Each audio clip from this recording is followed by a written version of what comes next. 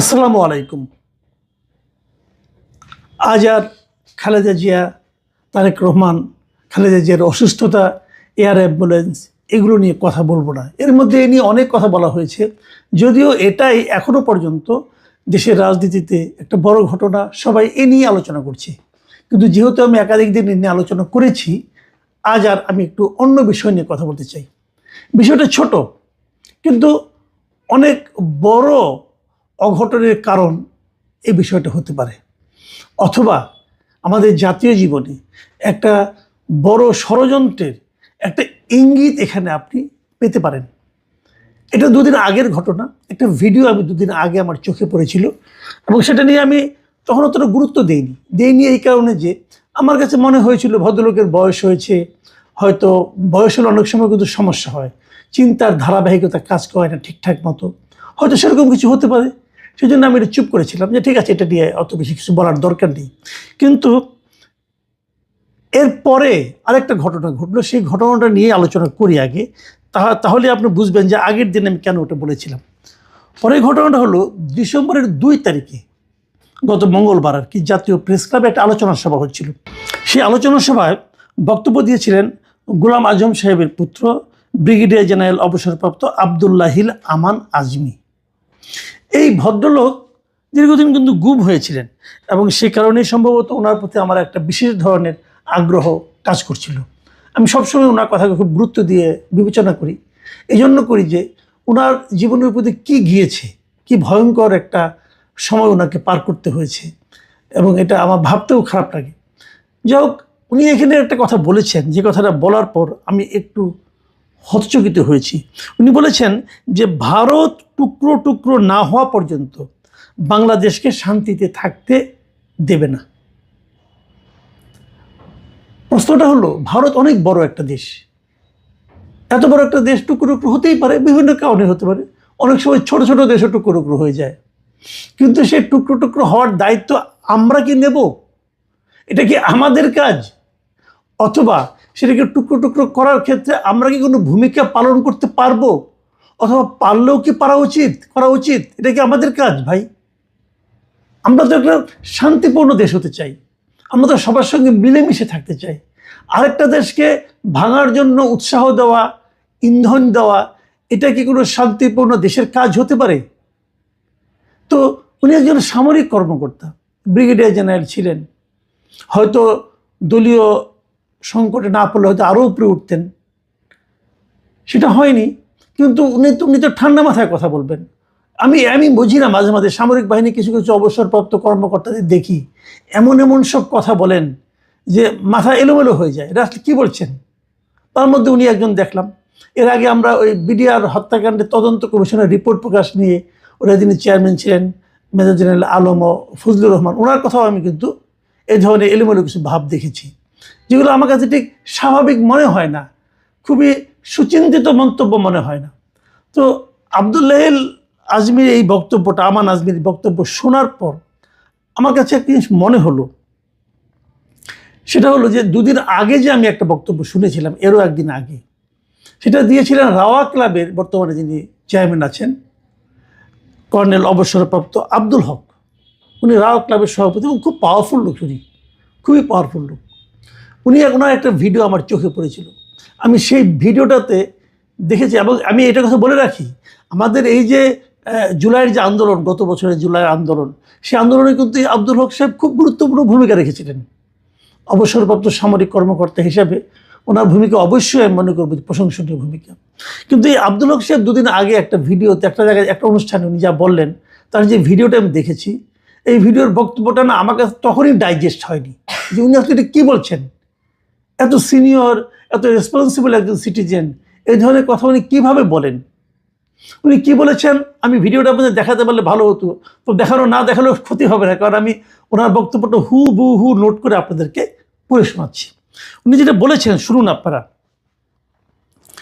উনি বলেছেন যে ভারত আমাদেরকে শান্তিতে থাকতে দেবে না, অতএব ভারতকেও আমরা শান্তিতে থাকতে দেব না। এই প্রসঙ্গে যে উনি বলেছেন যে আমাদের যুবকদেরকে সামরিক প্রশিক্ষণ দিতে হবে, যেটা অলরেডি শুরু হয়ে গেছে, এবং তারপরে বলেছেন তারা আমাদের দেশকে দখল করতে চায়, আমরা কেন বসে থাকবো?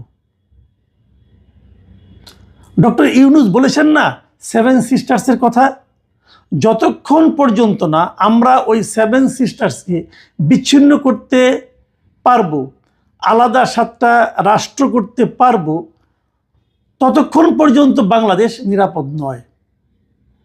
মানে আপনারা একটা কথা ভাবুন, একটা জিনিস, যে উনি প্রথম বলছেন ভারত আমাদের দেশকে দখল করতে চায়। এটা যে চায় হতে পারে, আমি জানি না, কিন্তু উনি কোথায় জানলেন? ওনার জানার সূত্রটা কি? যদি ওনাকে কেউ প্রশ্ন করে যে ভারত যে আমাদের দেশটাকে বিচ্ছিন্ন করতে চায়, দখল করতে চায়, এই তথ্যটা আপনি কোথায় পেলেন? আমাদের অবসরপ্রাপ্ত কর্নেল সাহেব কি জবাব দেবেন, এটা জানার আমার খুব আগ্রহ। আপনি তো বলবেন ভারত কখনো বলেনি, তো বলে না বললে আপনি কোথায় পেলেন? ভারতের হয়ে অন্য কেউ কি বলেছে? না, তাও বলেনি। তাহলে কোথায় পেলেন? ভারতের হাব ভাব দেখে আপনি মনে হয়, হ্যাঁ হতে পারে আপনার হাব মনে হয়, আপনার যেমন মনে হয় অন্য অনেকে নাও মনে হতে পারে। কিন্তু আপনার কি মনে হয় সেই কথা যখন আপনি পাবলিকলি বলবেন, সেটা কি রাষ্ট্র স্বীকার করবে? আমি জানতে চাই আব্দুল হক সাহেবের এই কথা কি আমাদের সরকার যারা আছেন, ইউনূস সরকার, তারা কি স্বীকার করেন? তারা কি তার সঙ্গে একমত পোষণ করেন? আমাদের যিনি পররাষ্ট্র উপদেষ্টা আছেন, তিনিও কি আব্দুল হক সাহেবের সঙ্গে সুর মিলিয়ে বলবেন যে আমরা 7 সিস্টার্সকে বিচ্ছিন্ন করতে চাই? ওনারা কি বলবেন যতক্ষণ পর্যন্ত 7টা আলাদা রাষ্ট্র না হবে ততক্ষণ পর্যন্ত বাংলাদেশ নিরাপদ নয়? এই কথাটা কি আমাদের উপদেষ্টা বলবেন? যদি না বলেন, তাহলে আব্দুল হককে বলতে দেওয়া হচ্ছে কেন? তাহলে কি আব্দুল হককে দিয়ে বলানো হচ্ছে? কে বলাচ্ছে?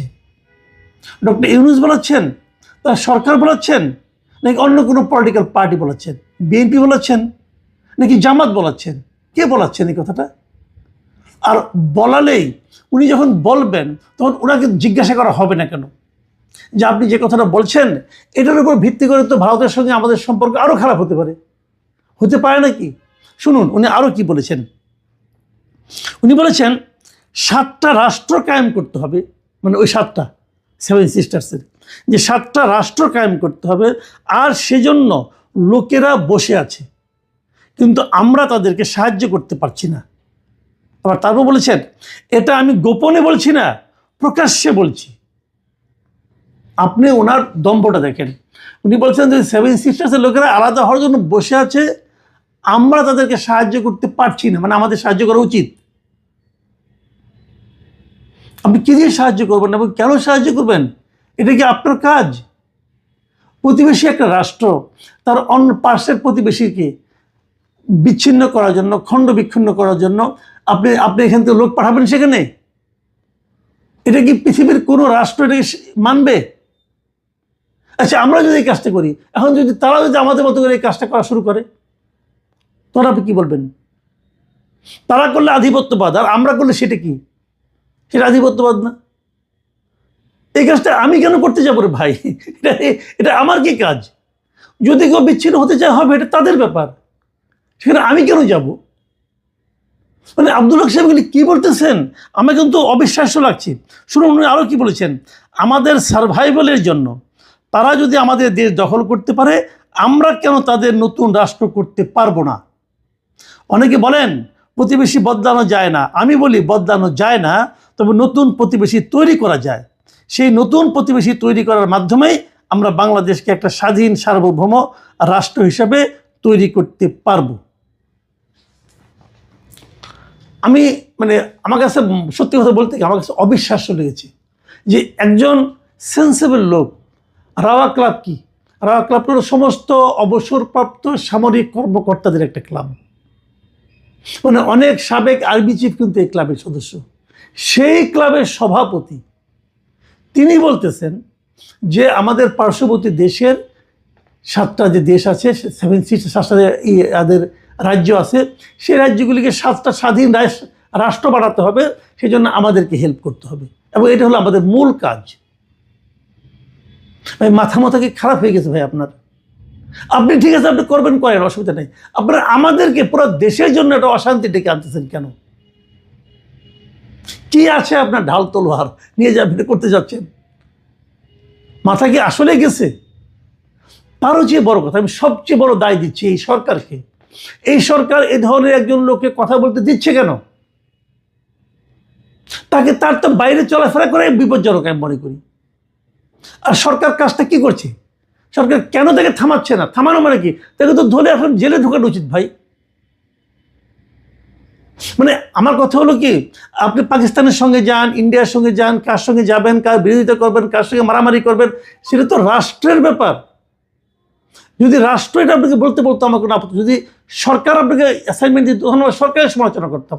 আমি এখন সরকারের সমালোচনা করছি যে এই ধরনের লোকদের কথা বলতে দেওয়ার সুযোগ করে দেওয়ার জন্য, কথা বলার জন্য, এই সমস্ত লোককে উন্মুক্ত স্বাধীনভাবে চলাফেরা করতে দেওয়ার জন্য আমি সরকারের সমালোচনা করছি।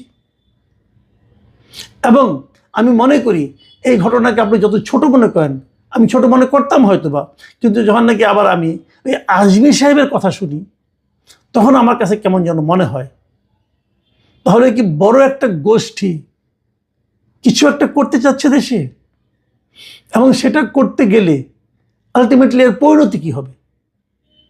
আমরা কি একটু যুদ্ধবাজ জাতিতে পরিণত হতে চাই? আমাদের এই যুদ্ধবাজ জাতিতে পরিণত হওয়ার জন্য মদতটা কে দিচ্ছে? কে দিচ্ছে? ভারতের ঝামেলা হলে কার লাভ? পাকিস্তানের লাভ? আমি কি এই পাকিস্তানের এখন নতুন আবার ওদের জেনারেল আবার আরও একটা পদ পেয়েছেন যে ওনার নাকি বিচার হবে না পরবর্তীতে, আসিম মুনির সাহেব। আমরা কি ওনার অনুগত হয়ে থাকতে চাচ্ছি? দেশে হচ্ছেটা কি ভাই? আমি এই সরকারের অনেক সময় বলেছি এটা একটা নন সিরিয়াস টাইপের গভর্নমেন্ট। আমার এখন মনে হচ্ছে আসলেই এটা একটা দায়িত্বহীন সরকার। অন্য একটা রাষ্ট্রের ব্যাপারে এই ধরনের উস্কানিমূলক কথা বলার পরও যদি সরকার কোনো ধরনের পদক্ষেপ না নেয়, তাহলে এই সরকারকে দায়িত্বহীন ছাড়া আর কি বলা যায় বলুন? প্রিয় দর্শক, আমি একটা কথা বলতেই চাই, দেখুন আমরা ভাই শান্তিপ্রিয় মানুষ, আমরা কোনো যুদ্ধ চাই না, আমরা কোনো গণ্ডগোল চাই না, আমরা কোনো অনুপ্রবেশ চাই না, অথবা আমরা কারোর ওপর আধিপত্য বিস্তার করতে চাই না। আমরা আমাদের মতো শান্তিতে বসবাস করতে চাই। এক্ষেত্রে যারা বাধার কারণ হয়ে দাঁড়াবেন, এক্ষেত্রে যারা ষড়যন্ত্রের কথা ছড়াবেন, তাদেরকে আমরা থামাতে পারবো না, কারণ আমরা ছোট মানুষ। তাদেরকে আমরা সমালোচনা করব, তাদেরকে আমরা ঘৃণা করব। প্রিয় দর্শক, এখন এ পর্যন্তই। খুদা হাফেজ।